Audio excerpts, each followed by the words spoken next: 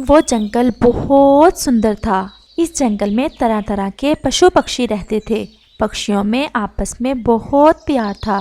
फिर एक दिन बुलबुल चिड़िया के पास आती है। चिड़िया बहन, मेरा मन बहुत उदास है। मन कर रहा है कहीं घूमने फिरने को। वैसे भी हम कभी भी इस जंगल के अलावा कहीं नहीं गए। क्यों ना हम झरना देखने जाएं। कल मेरी बहन आई थी दूसरे जंगल से। वो बता रही थी कि उसके जंगल के पक्षी हर महीने कहीं ना कहीं घूमने जाते हैं। प्लीज आप भी हमें लेकर चलो ना। सब पक्षी कहीं घूमने के लिए जाना चाहते हैं। लेकिन बुलबुल, झरना तो बहुत दूर है। पूरे दिन और रात का सफ़र है। फिर आता है झरना, तो फिर क्या हुआ? हम रात दूसरे जंगल में गुजार लेंगे और फिर कल का सारा दिन झरना देखेंगे और फिर वापस लौट आएंगे। मैं ही नहीं, मुझे बाकी पक्षियों ने भेजा है। वो सब जाना चाहते हैं। अगर तुम जिद कर रहे हो तो मैं जाती हूँ कालू के पास। वो मान जाए, क्योंकि जंगल के सारे रास्तों का उसे ही अच्छे से पता है। और फिर रानो चिड़िया कालू कौवे के पास चली जाती है। कालू भैया, अभी अभी बुलबुल आई थी मेरे पास। सब पक्षियों ने मिलकर झरना देखने जाने की सलाह बनाई है। मुझे कह रही थी कि साथ चलो, इसलिए आई हूँ तुम्हारे पास। आप भी चलो, क्योंकि हमें रास्ते का अच्छे से पता नहीं है। रानो चिड़िया, एक तो वो झरना बहुत दूर है और दूसरा वो इलाका बहुत खतरनाक है। मैंने बताया है उन्हें, लेकिन वो मान ही नहीं रहे। सब जिद कर रहे हैं। पिछले साल मेरा जग्गू भी गया था, पता है ना कैसे मुसीबत में फंस गए थे। मैं तो नहीं जाऊंगा। अगर जाना है तो तुम ही जाओ इस पागल काम के लिए, उन पागलों के साथ। देख लो प्लीज कालू भैया, मान जाओ। आपके बगैर मजा नहीं आएगा।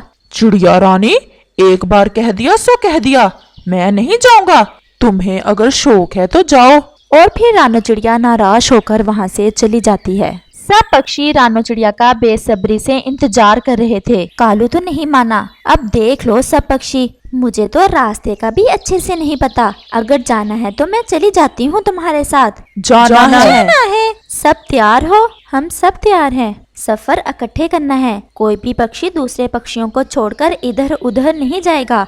भोजन भी इकट्ठे ही करना है। और फिर सब पक्षी चले जाते हैं। उड़ते उड़ते वो दूर निकल जाते हैं और वो अपनी उड़ान जारी रखते हैं। ऐसे ही शाम हो जाती है और वो सब पक्षी एक घने पेड़ पर बैठ जाते हैं। अब सब पक्षी अपना अपना भोजन कर लें। अभी सूरज की रोशनी है। हाँ, लेकिन याद रखना, हर पक्षी सूरज छुपने से पहले पहले इसी पेड़ पर वापस आ जाए। और फिर सब पक्षी अपना अपना भोजन करते हैं और जल्द ही वो फिर से इकट्ठे हो जाते हैं। आज पूनम की रात है, रोशनी अच्छी है। हम अपना सफर जारी रखेंगे ताकि हम जल्द पहुंच सकें। और वो फिर से अपने सफर पर निकलते हैं। जल्द ही वो काले जंगल में पहुंच जाते हैं। वो मुझे कोई पक्षी बैठा नजर आ रहा है। मैं इस पक्षी से एक दफा रास्ता पूछ लेती हूँ। और फिर सब पक्षी वहाँ उतरते हैं। अपरिचित व्यक्ति पक्षी, हमने पूर्व की तरफ जाना है। क्या हम ठीक दिशा में हैं? हाँ, आप सब ठीक जा रहे हो, लेकिन क्या काम है उधर? हमने झरना देखना है। पानी पीना, दाना खाना, काले फूल के पास न जाना। काले फूल के पास जो जाए, सबको वो पत्थर का बनाए। क्या? ये आपने क्या कहा? कुछ नहीं, पत्थर का जो भी बन जाए, झरने के पानी में नहाए, फिर ही ठीक से वो उड़ पाए। और फिर ऐसा कहते हुए वो अपरिचित व्यक्ति पक्षी वहाँ से गायब हो जाता है। ये पक्षी कहाँ गया? अभी तो यहीं था और कितनी अजीब अजीब बातें कर रहा था। मेरे तो कुछ समझ में नहीं आई इसकी बातें। और फिर वो सब फिर से उड़ जाते हैं। जल्द ही वो सब पहाड़ों के पार पहुँच जाते हैं। सुबह बहुत रोशन थी। सब पक्षी थके हुए थे। वो झरने से ठंडा पानी पीते हैं और वहाँ पर बहुत सारे फल थे। वो सब खाते हैं और आराम करते हैं। वो सब बहुत एंजॉय करते हैं। बुलबुल, तुम ठीक ही कह रही थी। ये जगह तो बहुत सुंदर है, मुझे बहुत अच्छी लगी है। अब तो हम सब हर महीने ही आया करेंगे। और फिर सब पक्षी रंग बिरंगी तितलियों से खेलने लग जाते हैं। बुलबुल खेलते खेलते काले फूल के पास जाती है। ये फूल कैसे रंग का है, लेकिन सुंदर दिख रहा है। वो उसके पास बैठ जाती है और फिर न जाने क्यों इसका मन करता है इसकी एक पंखड़ी तोड़ने को। वो इस काले फूल की एक पंखड़ी जैसे ही तोड़ती है, वहाँ सबके सब पक्षी पत्थर के हो जाते हैं। शायद ये कोई जादुई फूल था और ये वो फूल था जिसके बारे में इस अपरिचित व्यक्ति पक्षी ने संकेत दिया था। लेकिन ये पक्षी इस अपरिचित व्यक्ति पक्षी की बात समझ ही नहीं पाए। गौरी, 2 दिन हो गए पक्षियों को गए हुए, अभी तक लौट कर नहीं आए। गए हुए? कहाँ गए हैं पक्षी? झरना देखने। तो तुमने मुझे क्यों नहीं बताया? अब तक तो मैंने सबके घोंसलों की सफाई कर देनी थी। इसलिए तो नहीं बताया था, मैं बहुत परेशान हूँ।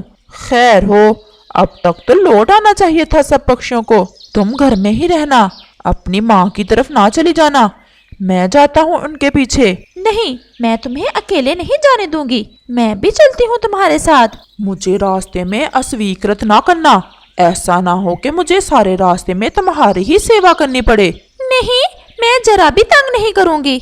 और फिर ऐसे कालू कौवा और गोरी कव्वी पक्षियों के पीछे चले जाते हैं।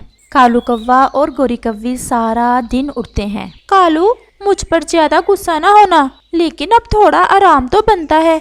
सुबह से उड़ रहे हैं, थोड़ा सा रुक जाओ, बस थोड़ी ही देर। और फिर ऐसे वो थोड़ा आराम करने के लिए एक पेड़ पर बैठ जाते हैं। अब हमें चलना चाहिए, सारी रात उड़ने के बाद ही हम झरने तक पहुँच सकेंगे। और फिर वो दोनों वहाँ से उड़ जाते हैं। उड़ते उड़ते वो काले जंगल में पहुँच जाते हैं। रात की आखिरी घड़ी थी।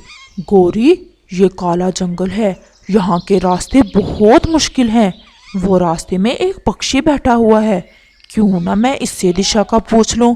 और वो दोनों उस पक्षी के पास जाते हैं। अजनबी यात्रियों, कहाँ जा रहे हो?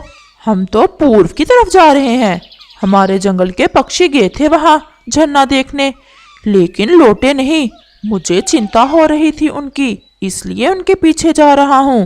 पानी पीना, दाना खाना, काले फूल के पास न जाना, काले फूल के पास जो जाए, सबको वो पत्थर का बनाए। अजनबी पक्षी, हमें कुछ समझ नहीं आ रहा, आप क्या कह रहे हो?